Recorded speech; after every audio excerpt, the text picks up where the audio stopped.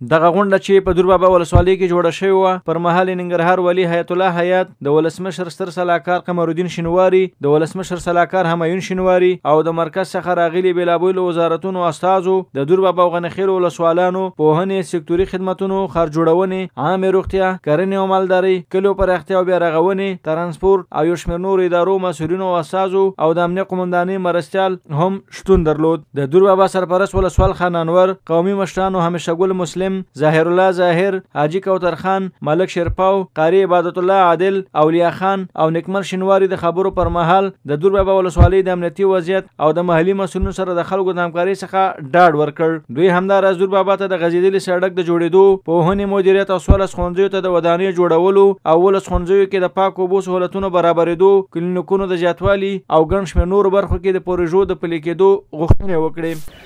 لکه مثلا مکاتب زمونږ چې دی 20 بابا مکاتب دي، 3 لیسې دي او 3 متوسطې دي. په دې کې تقریبا د په شاوخوا کې چې دی تعمیر نه لري، ځینې مکاتب احاطي دیوال نه لري. د صحت په برخه کې که ووایو د کلینیکونو ټول دور بابا ولسوالۍ کې یو 2 کلینیکونه شتون لري. دا غرنۍ ساحه ده، خلک په اسانۍ نشي کولی چې روغتیایي مرکزونو ته په اسانۍ رسیدګي وکړي.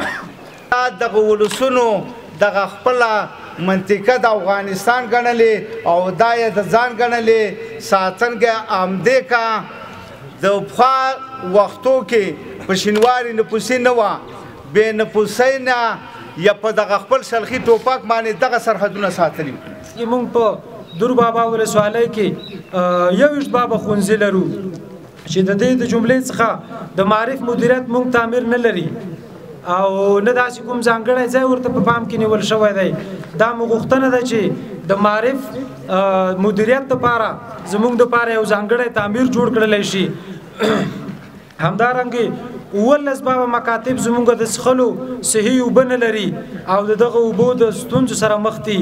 نو په کار ده چې دغه ښوونځیو ته زموږ د صحي اوبو پروګرامونه برابر کړلی شي. همدارنګې 14 بابا مکاتب زموږ احاطوي دیوالونه نه لري چې دا ډېر اشد ضرورت دی، باید چې دې ته احاطوي دیوالونه جوړ کړلی شي. همدارنګې په دور بابا ولسوالۍ کې د نجونو لپاره ځانګړی ښوونځی نشته دی او په راتلونکي کې باید چې دور بابا ولسوالۍ کې د نجونو لپاره یو ځانګړی ښوونځی جوړ شي چې د هغې استادان هم ښځینه او نجونې د زده کړې لپاره زمینه برابره شي. چې یو راته د غنخیل ولسوالۍ په ولایت باندې کړی، یو شینواري له پارلمان دپاره سړی ورکړی که هغه دلالتن یو که اشارتن. او بله خبره دا ده چې که اوس هلته مخکې کوتر وي لکه ما خبرې ته فکر و خو ما ویل ځه نو هغه وکړه، اوس په پردی خبره نه کړم. نو که دا همیشه ګل تقاوتي اخلي خو دا رئیس جمهور دی موږ که نه، ځکه چې دا هم د شپېتو او یو کلو سړی یې کړ.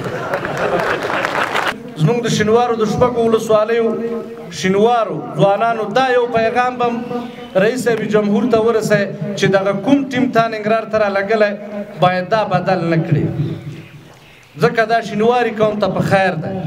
اصلاحات یې روستي او دغه شته ستونزې او مشکلات یې حل کړي دي. ننګرهار والي حیات الله حیات ویل د ولسونو په میړانه دور بابا د امن او سولې کور دی او دې سیمې څخه د نورو ولسوالیو خلکو هم په عبرت اخیستلو د خپلو امنیتي ځواکونو سره یو ځای راپاڅېدلي او له خپلو سیمو څخه تورستان شړلي چې دمګړې د شینوارو مومندو ټولو ولسوالیو کې جګړې څخه د ثبات حالات غوره شوي دي. من تاسې د یو نمونې او مثال په صفت ټولو ته وایو. هماغه و چې د شینوارو په نورو ولسوالیو کې هم نازیان، اچین، غنیخیل، هسکمینه او ورسره په څنګ کې د موږ او تاسې معزز بل قوم د مومندو په ولسوالۍ کې مومندره، بټي کوټ او داسې نورو ټولو سیمو د تاسې په پل باندې قدم کېښوده او هغو هم دغه پردي دښمن ته چې د موږ په مخ باندې د مکتب، د موږ په مخ باندې د پیشرفت او د منګ په مخ باندې د پرمختللو دروازه باندې د هغو په مقابل کې ودرېدل او نن لله الحمد د شینوارو او مومندو ټوله سیمه د امن کور وګرځېده. هغه زیاته کړه په همدې موخه د ولسمشر په حکم له رتبه پلاوی راغلی تر څو د ولسوالۍ کې د خلکو مهمې غوښتنې واوري چې د عملي کېدو په برخه کې به یې هم کوټلي ګامونه پورته شي. ته وایم چې د هغې ورځې نه د تاسې د خدمتګار په صفت ننګرهار ته راغلی یم، د هر نوع غیر قانوني کړنو په مقابل کې ولاړ یم د ولسونو په مټ، د تاسې په مټ. نه به چاته د غصب اجازه ورکو، نه به چاته د دې اجازه ورکو چې دا با عزته د ننګرهار قومونه د غاصب د مافیایي کړیو د زیرواکو په نوم مشهور کی ننګرهار د پت ابرو عزت ادب او فرهنګ کور ده او دا به انشاءالله د تاسې په مټ باندې جوړو. د ولسمشر ستر سلاکار قمرالدین شینواري وویل چې د خلکو له لوري ورسره شریکې شوې غوښتنې به د جمهور رئیس په مشرۍ د سکتوري وزارتونو سره د پلي کېدو تر وخته بحث کړي. هغه ډاډ ورکړ چې دور بابا ولسوالۍ ته د غځېدلي سړک چارې به هم تعقیب کړي او د چارو د پیل کېدو په برخه کې به یې جدي هلې ځلې ترسره کړي. هغه ټینګار وکړ چې د دور بابا ولسونه د خپلمنځي تلپاتې یووالی وساتي ځکه په ننګرهار کې دمګړۍ د جګړې مافیا او زورواکۍ ټغر په ټولېدو دی او رس سربلې د سوکالۍ په لور مخکې درومي. زمونږ د دور بابا عزیزانو په خپل یووالي او اتفاق د دې ولسوالۍ امن ساتلی، د دې ولسوالۍ پتې ساتلی، د دې ولسوالۍ عزت ساتلی. نو زما سپارښتنه زما عزیزانو، زما مشرانو، سپینګیرو او کشرانو او ځوانانو، زما یوه سپارښتنه ده خپل دا ستر نعمت چې اتفاق دی دا به د لاسه نه ورکوئ، دا درنه خراب نشي.